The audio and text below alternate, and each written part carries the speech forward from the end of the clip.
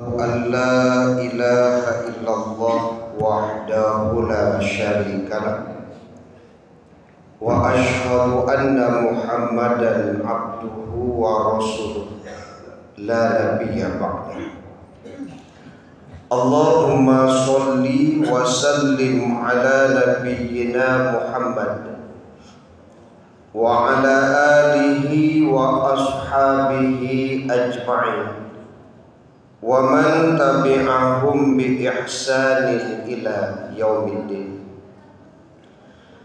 قال الله تعالى في القرآن الكريم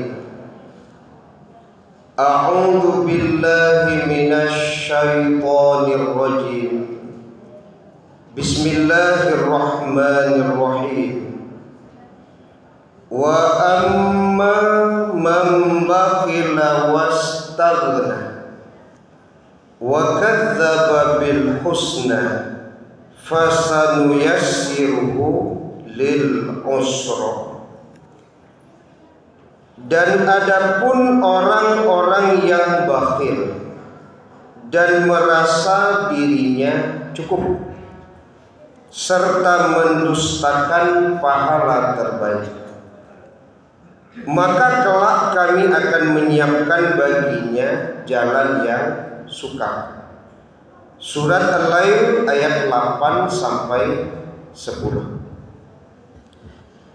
Pengurus dan Bapak Ibu jamaah tarawih yang dirahmati Allah, alhamdulillah, puji syukur kehadirat Allah Subhanahu wa taala. Tidak terasa kita malam hari ini sudah di malam yang ke-25 Ramadan. Semoga Allah senantiasa memberikan keistiqomahan kepada kita sampai akhir Ramadan dengan menegakkan malam Ramadan. Kemudian salawat dan salam kepada Nabi kita Muhammad sallallahu alaihi wasallam, keluarga beliau, sahabat beliau, pengikut-pengikut beliau yang mengikuti beliau dengan ihsan sampai hari kemudian. Semoga kelak di hari kiamat kita mendapatkan syafaat dari Rasulullah sallallahu alaihi wasallam. Amin ya rabbal alamin. Bapak Ibu jamaah dirahmati Allah, di awal kita membaca surat Al-Lail ayat 8 sampai 10. Ini sering dibahas oleh para mubalik dan asatidz. Di ayat 10 Allah berfirman fasanuyassiruhu lil usra, maka kelak kami akan menyiapkan baginya jalan yang sukar. Dan ini pendapat ulama, kesukaran dalam perjalanan seseorang itu bukan saja di akhirat tapi juga di dunia. Karena kalau menurut Syekh Muhammad bin Saleh Al-Utsaimin, yang dimaksud itu adalah seluruh perkara. Jadi dalam segala perkara-perkaranya, baik di dunia maupun di akhirat. Artinya bahwa ada orang yang dalam hidupnya itu Bapak Ibu sudah dalam kendali Allah, berada dalam kesusahan hidup. Jadi susah hidupnya itu sudah dalam kendali Allah. Kalau tiba di badagang tuh ala batuka-tuka kadai Pak Dajo naik-naik. Kalau dicontoh badagang ada cubo gitu ya. Tuka sampai indah aja lah. Dituka sampai indah aja. Suntikan dana tuh sudah sekian kali Pak. Bahkan ada dulu kawan mengecek awak ambo lah membantu lo nya. Tapi enggak juga naik-naik. Dari situ dapat lo bantu, lu juga naik, enggak juga naik.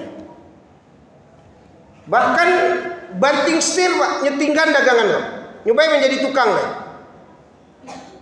Tambah merasa hidup jadi tukang, enggak juga bangkit. Kira-kira begitu. Jadi kenapa gitu? Karena boleh jadi ada seseorang itu kesulitan dalam hidupnya itu memang dalam kendali Allah. Tidak bisa keluar dari situ. Tidak bisa. Karena fasanu yassiruhu lil usra.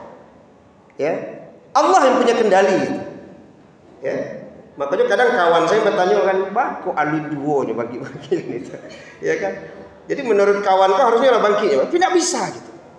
Boleh jadi hari ini Bapak Ibu ada orang-orang yang memang kesulitan hidup itu sebenarnya Bapak Ibu sudah dalam kendali Allah. Tidak bisa mengapa-ngapa.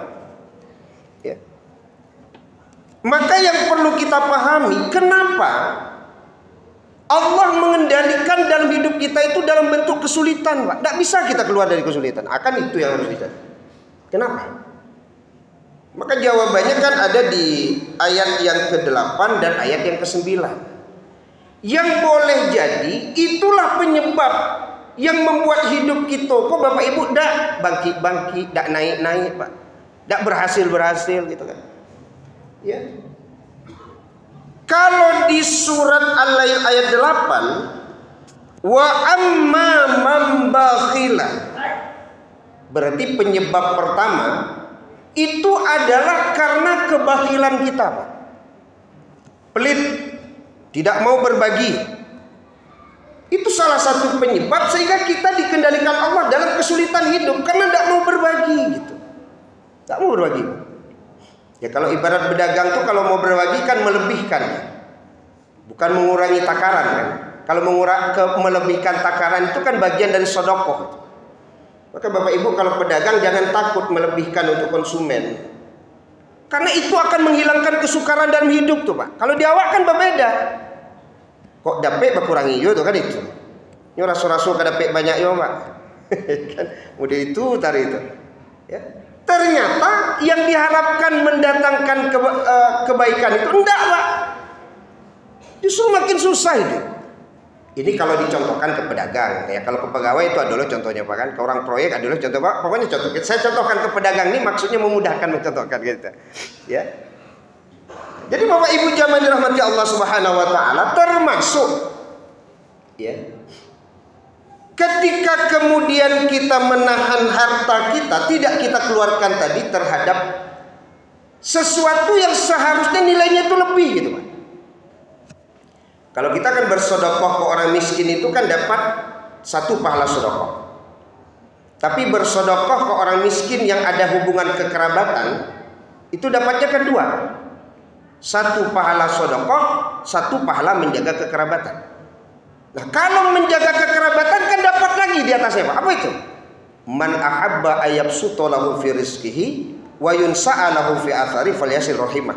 Dengan menyambung hubungan silaturahim, Pak, umur bertambah panjang, rezeki jadi murah. Akan itu tuh. Iku magi dun sana sa pilih. Kok kana coba sabu itu. Ya kan? Dulu orang magi dun sana kok dak namo dah, Pak. Dun sana kerabat dah. Nendake di awak. Bahkan ada dulu orang takwi dun sana kok kayu dari awak. Maka nak mau magi. Nah, model itu kira-kira bakai kalak ranca idui awak bukan dun sana pilih. Kadun sana mah pilih. Baka kayak lo idui awak kok. Ya. Nah, jadi Bapak Ibu pelit itu membuat hidup sulit. Kita dalam kendali Allah, Pak. Sulit hidup kalau pilih itu. Kecek suami aja lah gaek di kampung. Bah lo kok dia bang pensiun gaek itu banyak. Nan pensiun gaek Pak nan paragian anak. Dan gara-gara pensiunan gaek anak tak ada mau magi. Kok ada kejadian? Mengapa dia gaek itu? Pensiun sudah habis. Pensiun itu lain, Bu. Ya kan? Jangan digaduh-gaduh pensiun gaek tuh. Nan anak magi ke gaek tuh, Pak, itu membuat hidup kita menjadi lapang gitu. Kan udah itu lah, Bu. Entah kok ibu yang menahan dah. Ya kan, adalah kadang-kadang suami lain nama magi tiba di orang rumah jangan ya kan. Apa juga abang pikir di kampung tuh kan. Aja jamaah dirahmati Allah Subhanahu wa taala. Ini dia penyebabnya mungkin salah satunya, Pak. Karena kita itu pelit, karena kita bakhil, hidup kita dikendalikan Allah dalam kesulitan, Pak. Maka jangan pelit, jangan bakhil ya. Berbagi kita, apalagi di bulan Ramadan ini, Pak. Ya. Mudah-mudahan Bapak Ibu yang pulang kampung lah siap kok, Pak. Ya, untuk berbagi dun sana di kampung kan itu. Berbagi. Maka dapatnya kan tadi itu, bukan hanya sebatas pahala, tapi luar biasanya apa? Itu yang silaturahim itu. Ya, memperpanjang umur, memudahkan rezeki. Ya. Kan ada kawanku kadang sanang kalau pulang balik ke rantau, Pak pitih masih penuh, ya kan? Tapi ada loh yang memang targetnya tuh harus habis di kampung Pak. Ada Pak. Makanya kalau kedermawanan itu Bapak Ibu ada namanya sakok. Kalau sakok itu kan orang meminta Pak baru dikasih. Ada namanya ajuat. Kalau ajuat tuh tidak meminta orang Pak tetap dikasih. Kadang kalau di kampung Bapak Ibu diaro orang meminta Pak, orang tuh tidak mau meminta Pak. Tidak mau. Ya, ini tuh tahu lo harga diri kan, ya. Tapi kalau tidak diminta Pak, pitih yang lah direncanakan ke dibagi, kok Pak tidak juga kalau keluar. Maka masuklah ke wilayah ajuat. Kalau ajuat tuh tanya, Adinda, aku udah bawa pitih kok kamaka ke dibagi. Ini kalau dia orang meminta Pak ya Pak. Tapi dicari, udah bawa pitih, kok kau udah bagi, kok kau udah biar di kampung, kamaka udah aja. Itu namanya ajuat. Nah, jadi mencari tahu Pak orang yang membutuhkan, tidak menunggu dia. Itu yang berbagi tadi. Nah, jadi Bapak Ibu jamaah dirahmati Allah Subhanahu Wa Taala, itu yang pertama adalah pelit. Jadi Ibu, Allah mengendalikan hidup kita dalam kesulitan itu, salah satunya penyebabnya adalah pelit. Apalagi di atas itu Pak, sampili karya. Itu di atas dulu kan. Kemudian yang kedua adalah wastaghna. Penyebab seseorang itu dikendalikan Allah dalam kehidupan yang sulit itu kan hukuman sebenarnya Pak. Allah menghukum itu. Itu penyebab yang kedua adalah wastagna. Karena dirinya merasa cukup dari Allah Pak. Harusnya kan tidak seperti itu. Ya ayyuhan nas antumul fuqara'u ilallah. Wahai manusia, engkau itu fakir di hadapan Allah. Artinya kita itu butuh dengan Allah Bapak Ibu. Kita butuh dengan Allah. Dengan sebab butuh itu kita mendirikan sholat. Dengan sebab butuh itu Pak kita berpuasa. Dengan sebab butuh itu kita berdoa kepada Allah Subhanahu Wa Taala. Tapi ada orang yang merasa tidak butuh Pak. Dia menganggap bahwa keberhasilan itu hanya bisa diraih dengan usahanya. Ya. Sehingga memang yang dilakukan itu teori-teori berdagang yang baik seperti apa. Itu saja Pak. Tapi tidak tahu dia bahwa yang memberi rezeki itu adalah Allah. Bagaimana dia akan lepas dari kehidupan? Yang melepas kesulitan hidup itu Allah. Sementara dia tidak butuh dengan Allah. Itu yang disebut wastagna tadi Pak. Boleh jadi juga pendapat ulama, wastagna itu merasa cukup dari orang lain Pak. Seolah-olah tidak butuh bantuan orang. Padahal orang itu Pak kalau ingin memberi masukan kepada kita itu kan sangat bermakna. Tapi kan ada orang jadi aja lah dan selesai dia mau kok, nggak selesai Pak, bangki enggak namo dia tahu, mada kan itu. Itu maknanya wastagna juga. Wastagna yang pertama artinya kata ulama tidak butuh Allah, wastagna yang kedua tidak butuh manusia Pak. Padahal banyak orang yang bangkit dari keterpurukan itu Bapak Ibu karena lain namuh mendengar saran kawan Pak. Lain namuh mendengar arahan kawan Pak, bangkitnya, tidak. Innalillahi wa inna ilaihi raji'un. Baik. Membanting Pak. Oh memang. Oke, saya lanjutkan saja Bapak Ibu, kita segerakan. Kemudian yang ketiga adalah wa kadzdzaba bil husna. Penyebab kita mendapatkan hukuman dalam pemahaman bahwa hidup kita itu sulit keluar dari kesulitan adalah wa kadzdzaba bil husna, yaitu mendustakan kebaikan-kebaikan. Ya, jadi mendustakan kebaikan-kebaikan.